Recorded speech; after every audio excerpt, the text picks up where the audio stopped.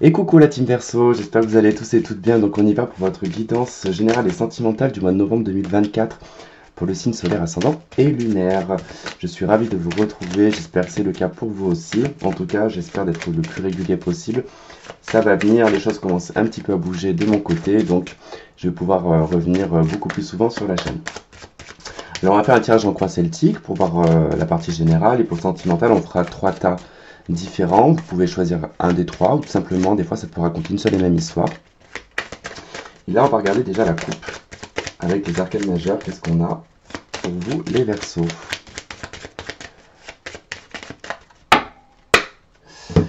Alors, donc nous avons la carte de l'amoureux et nous avons la carte de la roue de fortune. Il y a un choix décisif sur le mois de novembre. Les Verseaux, vous allez devoir vous allez vous retrouver, on va dire, devant une situation. Vous allez devoir faire un choix. Alors, ça va vous mettre dans l'incertitude, ce qui est tout à fait logique, hein, puisque si on a plusieurs choix, on va se demander, bon, on va regarder les bons côtés, les mauvais côtés, qu'est-ce qu'il y a de mieux, ce qu'il y a de pas de mieux. En tout cas, il y a une décision, il y a un changement à venir, en tout cas, qui provient d'une décision. Alors ça peut être soit le choix entre 2 personnes, soit le choix entre 2 travails, soit 2 chemins différents, soit, par exemple, moi je sais pas, je vous donne un petit exemple, mais pour les femmes divorcées, imaginons, vous avez des enfants et vous devez choisir entre vos enfants et un compagnon, par exemple, vous voyez. Donc en tout cas, c'est un choix qui va apporter du changement. Alors, l'énergie principale pour vous, on est à l'amoureux, donc c'était dans la coupe, c'est assez drôle quand même. Donc on a quand même ce choix, hein, cette décision, donc je ne vais pas reblatérer là-dessus. Hein. L'amoureux, c'est une prise de décision, c'est un choix, c'est une période d'incertitude, c'est savoir se positionner dans une situation et ne pas rester en tout cas indécis. Sinon il n'y a aucun résultat. Si on reste indécis, le choix ne va pas nous tomber dessus. Du moins la décision. Cavalier de denier, ok. Donc vous êtes dans une énergie où vous êtes un petit peu plus pragmatique dans vos choix, puisque de toute façon 2DP vous n'y voyez pas très très clair, c'est pour ça que vous prenez du temps pour prendre votre décision. Alors, vous cherchez en fait à savoir ce qui va être le plus stable en fait pour vous.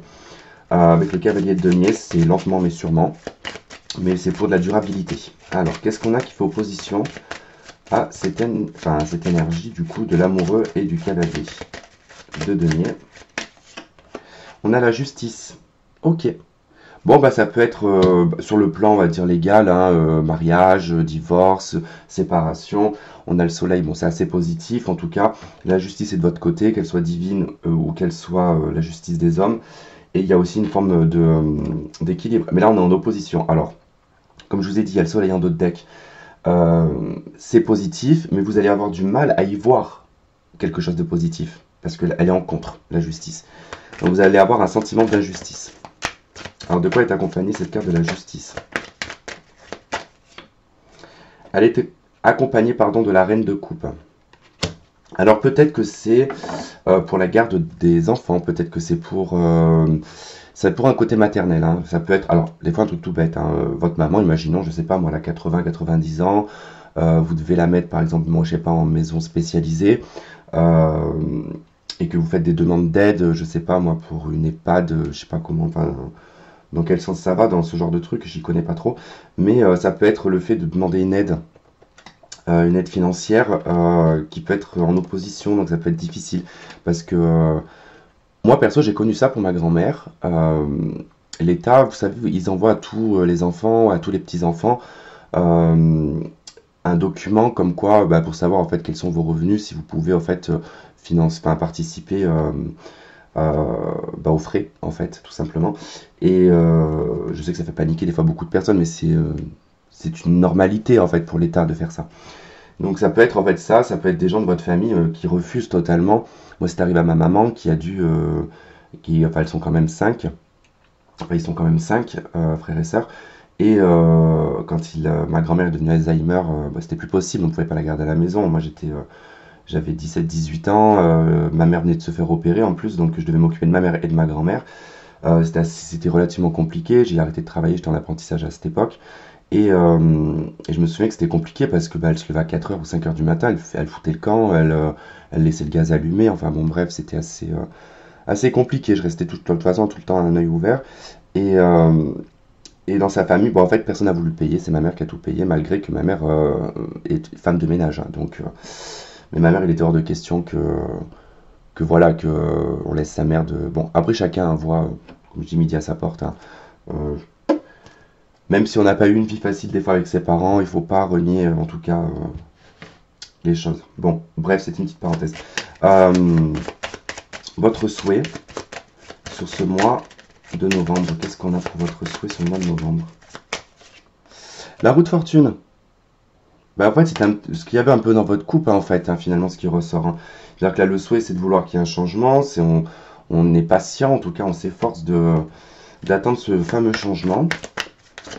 Donc, une envie de roue de fortune, donc une envie que les choses tournent, changent, roulent en votre faveur, hein, de toute façon. Accompagné de la roue de fortune, évidemment. Donc, et en d'autres decks, on a le diable. Ok. En fait, il y a une situation dans votre souhait où vous aimeriez en fait que les... C'est pour ça que la justice est en contre. Comment vous expliquer? Par exemple, je jette un caillou sur une fenêtre, elle va se casser. Vous voyez, il y a des conséquences derrière. Là, on va parler de retour de bâton. Il y a un souhait de retour de bâton. Il y a le diable en d'autres decks. Donc quelqu'un vous a fait du mal, quelqu'un vous a... Alors, vous a fait du mal sur le secteur sentimental ou le secteur professionnel, peu importe, on s'en fout. Mais quelqu'un vous a fait quelque chose. Et là, vous aimeriez en fait que la justice, en fait, divine, entre guillemets, fasse son petit retour de bâton. Alors, qu'est-ce qui va vous aider à ce changement? Le diable, tiens, ma foi. Ma foi, ma foi. L'impératrice. Il y a quelque chose avec la mère. Quelque chose avec une femme, une figure féminine. Soit une femme, écoutez, qui a intégré votre couple, hein, votre mari ou votre copine vous a fait un adultère et du coup, il y a une autre femme. En tout cas, il y a une histoire de malice là, hein. Dans comment y parvenir, c'est de vous montrer malin. C'est de vous montrer... Le diable, c'est pas une mauvaise carte, hein, c'est une carte intelligente, hein, le diable, hein. Déjà, dans le secteur financier, c'est une carte qui apporte de l'argent. Dans le secteur, on va dire, personnel, sentimental, c'est pas forcément bon parce que c'est les attachements, c'est les obligations, c'est la soumission, la domination, tout ça. Là, on est dans comment y parvenir. Là, c'est de vous montrer malin. C'est de vous montrer, en fait, plus malin que la personne qui vous a... Bon, je pense qu'on parle d'un secteur sentimental, honnêtement.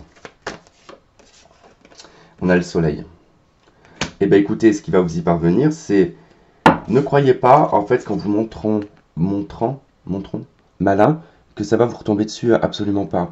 Ça vous apporte du positif, hein. Pour d'autres, ici, c'est pas dans le secteur sentimental, on vous dit que c'est en gagnant de l'argent que vous allez réussir à provoquer le changement. 7 de coupe, ouais, la confusion, l'indécision. Ok, allez, passez proche. On a le battleur, il y a eu un nouveau départ, il y a eu quelque chose qui a commencé. Alors j'avais la lune qui voulait venir aussi, hein. Bon, ça a été un nouveau départ un petit peu confus. Un nouveau départ qui a été aveuglé, complètement aveuglé. Vous êtes peut-être lancé dans une relation que vous n'avez pas vue. Il y avait des choses que vous n'avez pas vues, ou un travail. Vous n'avez pas vu en fait le côté malversation, le côté mauvais, accompagné de la 3 de denier, peut-être triangulaire. Alors si c'est au niveau professionnel, vous avez peut-être fait un changement, provoqué un changement de travail ou de poste ou de comportement pour attendre ici une reconnaissance qui n'est peut-être pas arrivée. Et dans le secteur sentimental, ici, ça parle d'une nouvelle relation, mais dans laquelle on a été soit la maîtresse, soit l'amant, ou soit c'est vous qui étiez en couple et on vous a trompé, ou inversement. Les triangulaires, c'est toujours trop compliqué, il y a trop de situations différentes, je ne peux pas toutes les raconter parce que je pense que vous êtes suffisamment intelligent pour comprendre. Alors, qu'est-ce qu'on a dans le futur proche? L'impératrice. Ok, les projets, la mère. On a l'empereur, le couple. Ok, donc là, c'est le couple, hein. Il y a une histoire de couple. Alors, ok. Donc là, ça va parler des femmes, hein. Ou alors, si vous êtes un homme, ça va parler de votre intériorité, votre côté féminin. Attention, ça ne veut pas dire que vous êtes homosexuel, hein. Puis ça, de toute façon, ça regarde chacun. Mais c'est plutôt, vous voyez, quand je dis le côté féminin, c'est le côté intériorité, le côté émotif, côté intellect, réflexion. Accompagné de la 5 de coupe. Une déception. Ok. Bon, vous, malheureusement, je c'est pas une super nouvelle dans l'avenir proche parce que dans cette situation-là, en fait, vous êtes déçu. Vous êtes déçu, vous regrettez. Vous allez regretter une décision, un choix que vous avez fait avec cette personne.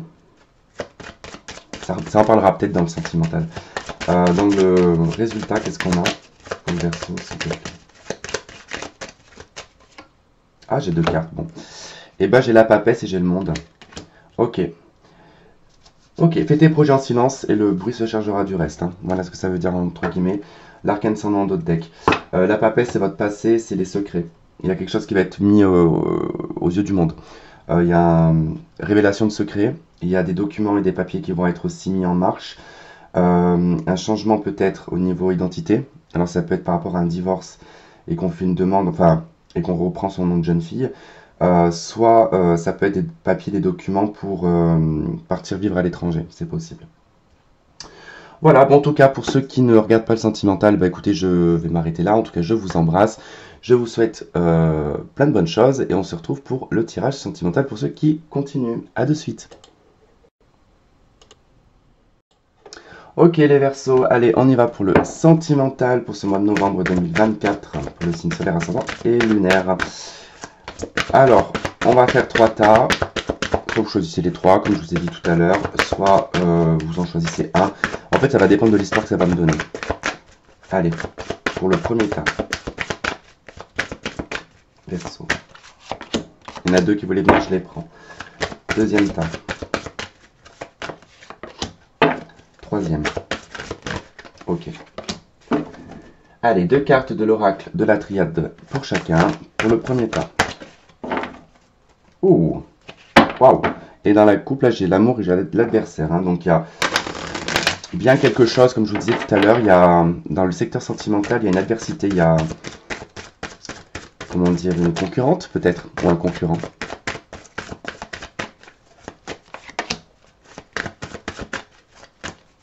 Allez, deuxième tas.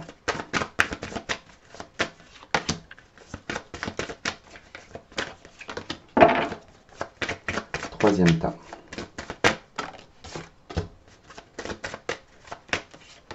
Allez, hop. Et une carte de l'oracle luminaire.